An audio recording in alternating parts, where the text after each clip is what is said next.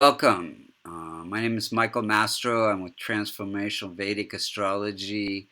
You can learn this TVA astrology at American Institute of Vastu.com, or you can get a reading at vastucreations.com. Today we're going to look at the chart for Jacqueline Kennedy Onassis, born July 28th, 1929, 14:30 hours, Southampton, New York. If you look to the eastern horizon when she was born, you would see the constellation associated with Libra rising at 25 degrees. Any planets that are close to that 25-degree mark, like Rahu and K2 and Mars, have a lot of impact in her chart. So we're going to see how the planets are operating, and then we're going to see when the planets are operating and what we could do to remedy the chart. So first, let's see how the planets are operating. We know that whatever she's working on in this life is where the multicona signs fall in the houses. So the multicona signs, so planets are one planet rules two different signs in many cases, but there's one planet that has the most affinity with that certain sign. So those are the multicona signs. So 1, 4, 5, 6, 7, 9, and 11 are the multicona signs. And we know if any of the multicona signs fall in the Dustana houses, the challenging houses, 6th, 8th, or the 12th, they become malefic. So we know that Virgo, the 6th sign, ruled by Mercury, is a functional malefic along with K2 and Rahu. That does not mean that they'll always cause harm, but they can cause harm, both in the birth chart and the transit chart. So let's look and see what she's working on in this lifetime. So we see the 7th sign of Libra in the 1st house. She's working on her beauty, her personality, her longevity. She's working on, we see Sagittarius ruled by Jupiter in the 3rd house, working on communications, expressing herself through journalism. She's working on Aquarius, 11th sign, ruled by Saturn in the 5th house, children, education, and creativity, investments. Then we see the 1st sign, Aries, ruled by Mars in the house of relationships. She's working on relationships. She had many, many powerful relationships in her life. She's working on her career, 4th sign, Cancer, ruled by Moon, and then income, ruled by Sun, 5th sign, Leo, ruled by Sun, so working on income, and then spiritual growth through letting go of attachments. So those are the main things she's working on in this lifetime. Let's look and see how the planets are operating. So Sun is at 12 degrees. It is ruling the house of income and friendships. It's placed in the house of career. So through her connections, she got career in journalism through her stepfather, which is Sun. Now, Mercury is afflicting Sun. Mercury is end of life experiences, separation, depression, addiction, things like that. So her first father, he had an alcohol problem. Parents got divorced. So she didn't get a lot of support from her first father, but the 12th house has to do with stepfather. So Mercury conjunct Sun gives us a strong stepfather figure. So give Sun being here, Mercury being here, gave a career in writing, publishing, journalism, being a critic as well, journalistic critic.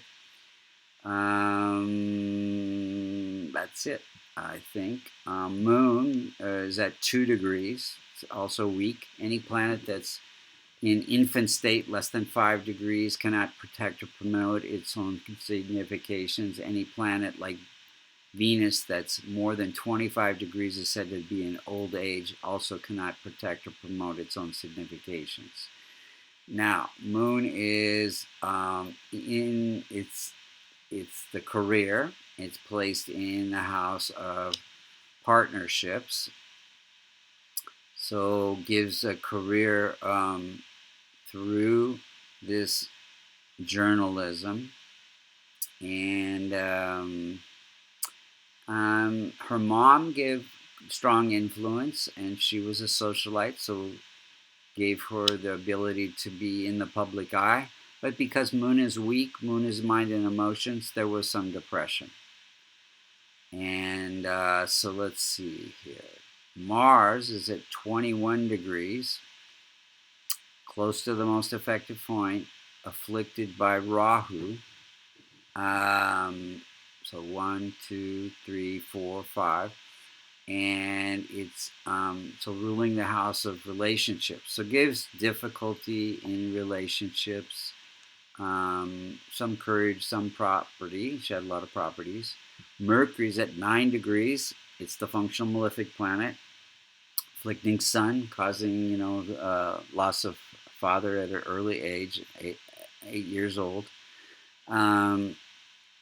Gave spiritual growth through journalism, being a critic, and gave her ability. This is foreign land, so foreign languages.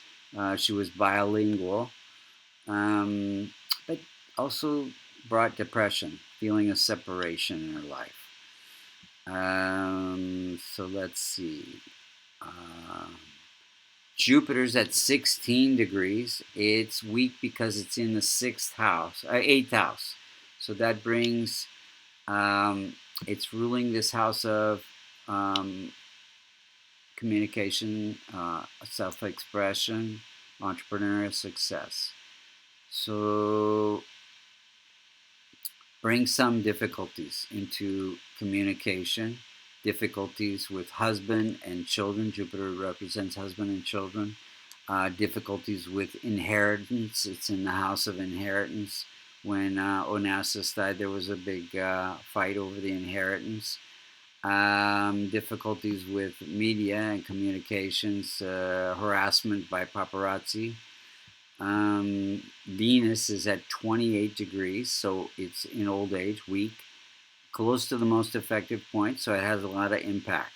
So it gave difficulty. Venus's relationships gave difficulty with relationships. It's in this house of death-like experiences and transformations and drama in relationships. Drama with her, difficulties with her health.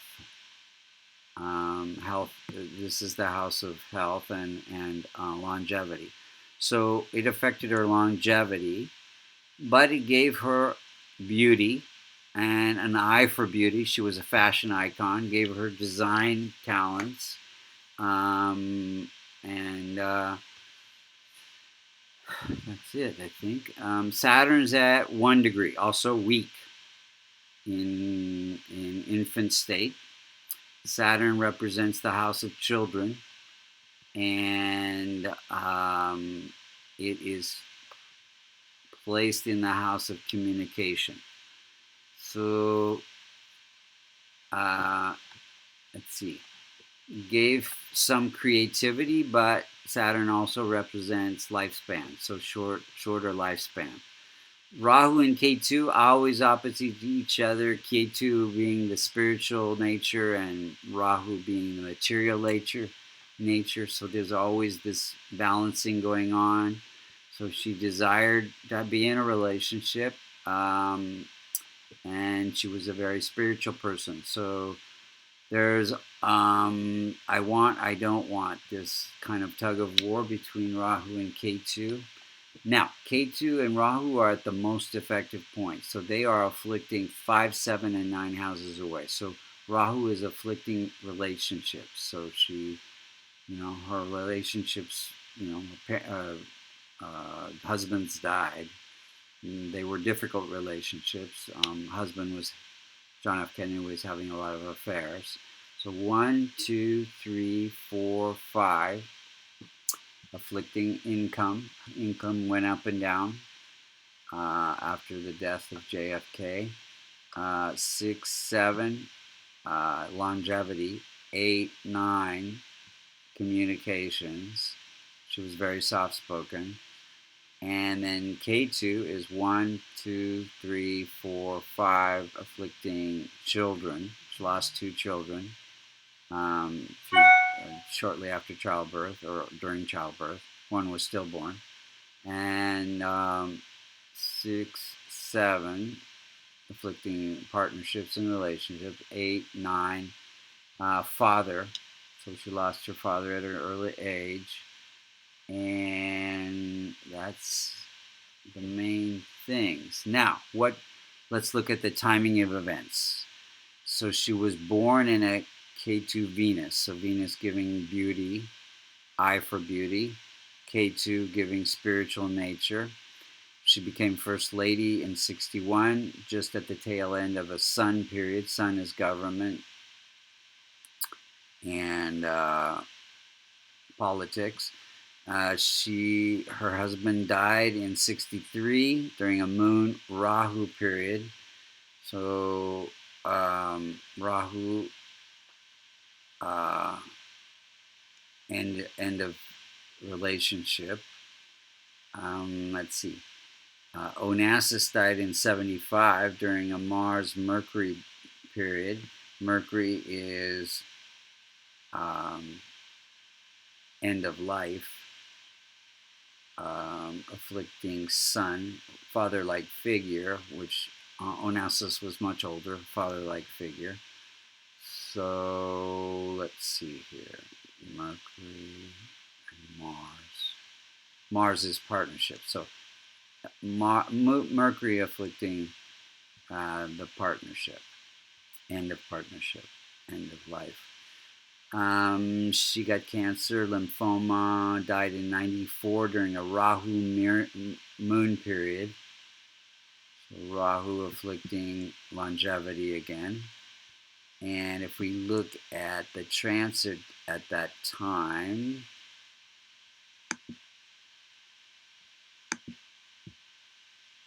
in 94, May of 94, we see that Mercury, which is end of life experiences in the house of death-like experiences, at the most effective point. It's at 23 degrees. Most effective point is 25, so big one there. And K2 is afflicting natal Saturn, which is longevity. They're both around 2 degrees. So they're the main points of the chart. If you would like a reading, you can go to vastucreations.com under services. If you'd like to learn transformational Vedic astrology and get certified as an astrologer, this is very easy to learn. And as you can see, it's quite accurate. You go to American Institute of Vastu.com. Thank you for listening. Namaste.